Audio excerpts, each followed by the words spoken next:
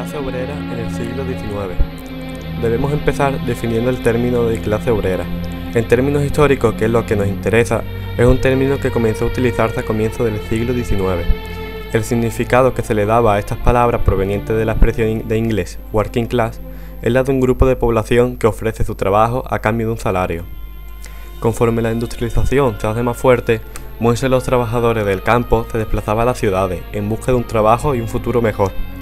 El problema fue que estas nuevas urbes no estaban preparadas para el gran éxodo que se produjo, y en las zonas que se formaban rodeando las grandes ciudades industrializadas carecían de todo tipo de suministros y equipamiento. Por tanto, la pobreza y el malestar no tardaron en hacer mella en la población. La conciencia de clase aparece conforme este proceso aumenta y se desarrolla de forma imparable por toda Europa, pero principalmente por Francia e Inglaterra. Cada vez son más las personas que trabajaban para otras personas y sus condiciones sociales y laborales empeoraban. La pobreza que sufre es cada vez mayor y se hacina alrededor de las áreas industriales.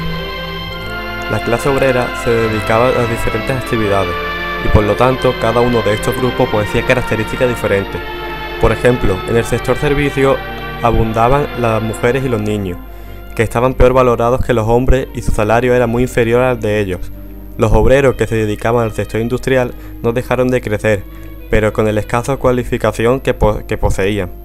Podían pasar de realizar un trabajo a otro con enorme facilidad. Con este malestar en el panorama, son muchos los trabajadores que intentaron salir de esta situación.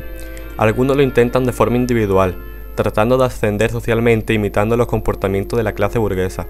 Sin embargo, esto da los frutos esperados porque el capital que tenía para invertir era muy reducido. Otros, sin embargo, ven que la mejor solución es aliarse de forma colectiva y actuar mediante revoluciones y rebeliones. Con estas uniones, los ciudadanos europeos empezaron a comprender que estaban todos en una situación similar y a tomar conciencia de que los problemas que ellos tenían eran compartidos por muchos otros trabajadores, lo que llevó definitivamente a que se formara la clase obrera. Los primeros movimientos de masas comenzaron en Inglaterra, ya que era el país más industrializado, pero se diversificaron rápidamente. La primera ideología que aparece es el ludismo, que se basaba en la oposición a la utilización de máquinas y por lo tanto, uno de los principales actos que realizaron fue la quema de maquinaria, principalmente en la industria textil. Mientras prevalecía esta ideología, se crearon las primeras asociaciones sindicales. El cartismo también apareció en esta época, pero fue solo un movimiento político que fracasó por tener dos tendencias demasiado opuestas, demasiado radical o demasiado conservadora. Más tarde aparecen las dos ideologías que tuvieron y tienen en la sociedad más trascendencia. Estas fueron el marxismo y el anarquismo.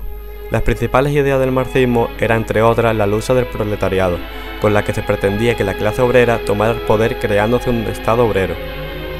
Una sociedad de clase en la del Estado desaparece. Por otro lado, la ideología anarquista perseguía la destrucción total del Estado y la creación de comunas, rechazando cualquier otro tipo de autoridad.